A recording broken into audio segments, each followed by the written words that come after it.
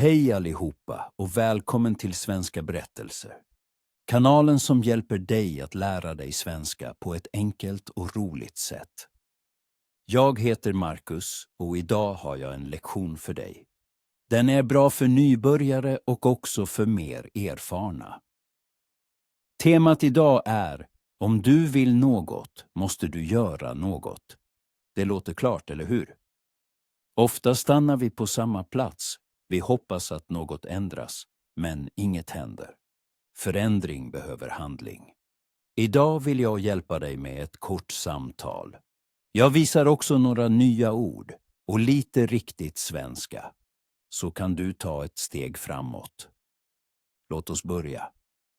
Innan samtalet ser vi några viktiga ord. Du hör dessa ord inte bara i övningar. Du hör dem också i vardagen.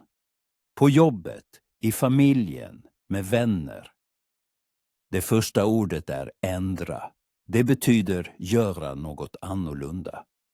Till exempel, jag ändrar min plan. Eller, jag ändrar min åsikt. Man kan också säga, jag vill ändra mitt liv.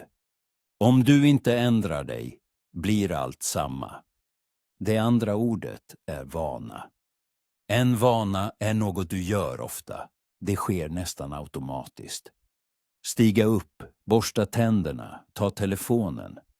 Det är vanor. Några är bra, andra inte. Till exempel, jag har vanan att alltid komma sent. Eller, jag har vanan att dricka för mycket kaffe. Ett annat ord är rutin. En rutin är många vanor tillsammans.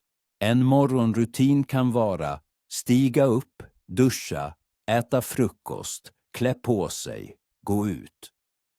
En rutin ger stabilitet. Men om du inte är nöjd, ändra något. Ett annat ord är resultat. Det betyder vad som kommer i slutet. Om du lär dig svenska varje dag blir du bättre. Om du äter hälsosamt mår du bättre. Men om du alltid gör samma sak blir resultatet samma. Ett annat viktigt ord är fel. Ett fel är inget stort problem. Det är bara ett steg som inte var rätt. Till exempel, igår gjorde jag ett fel. Jag tog fel tåg. Eller, jag sa ett ord fel. Det är normalt. Fel hör till lärande. Nu hör du ett samtal. Föreställ dig en scen. Det är höst. En morgon i Stockholm. Ute är det kallt. Inne i kaféet är det varmt.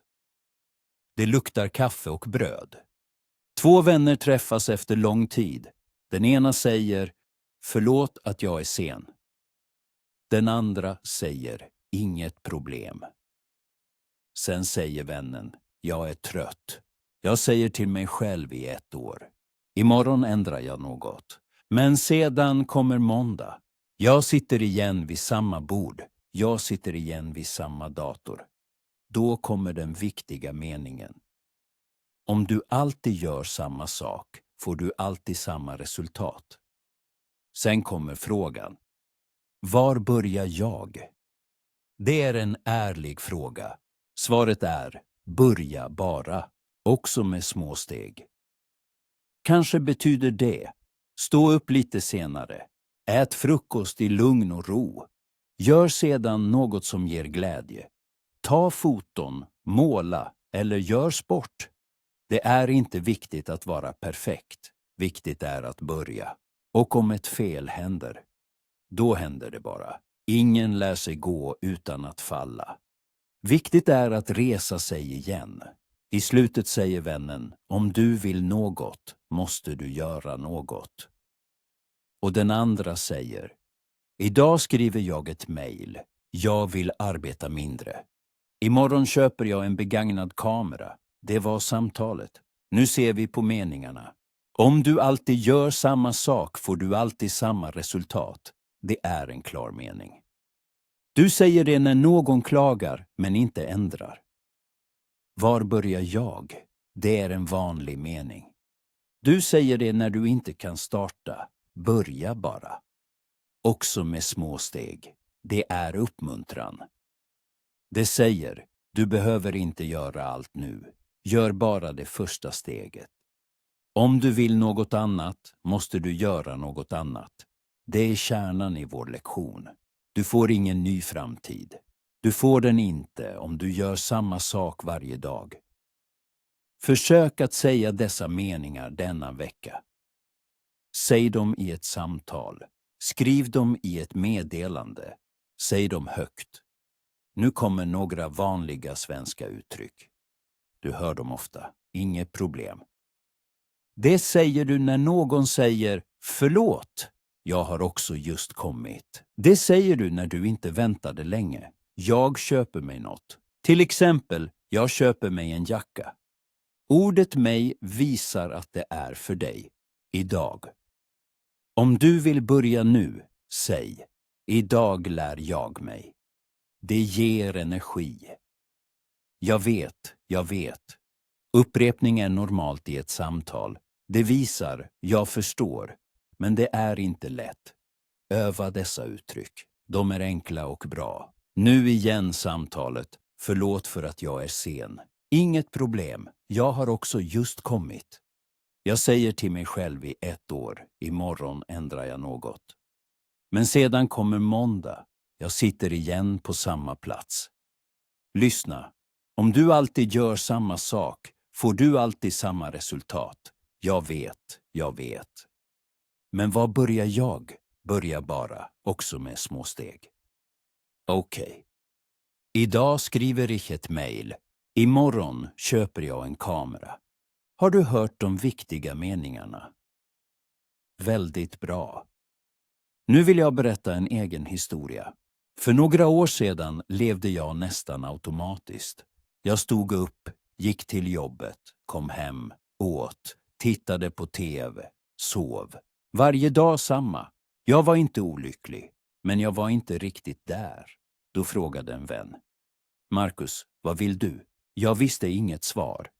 Jag talade om arbete, pengar och projekt. Men djupt i mig visste jag det inte. Så jag ändrade min rutin. Små saker. Jag slutade titta på telefonen direkt. Jag åt frukost lugnt vid bordet. Jag gick en promenad varje morgon. 20 minuter. Utan musik, utan telefon. Bara jag och mina tankar. Efter några veckor kände jag en förändring. Inga fyrverkerier. Men lugn. I detta lugn förstod jag något. Jag vill undervisa på ett nytt sätt. Jag vill vara mer äkta och mänsklig. I början gjorde jag många fel. Mina första försök var inte flytande. Jag talade lite. Jag lyssnade inte mycket. Men jag slutade inte.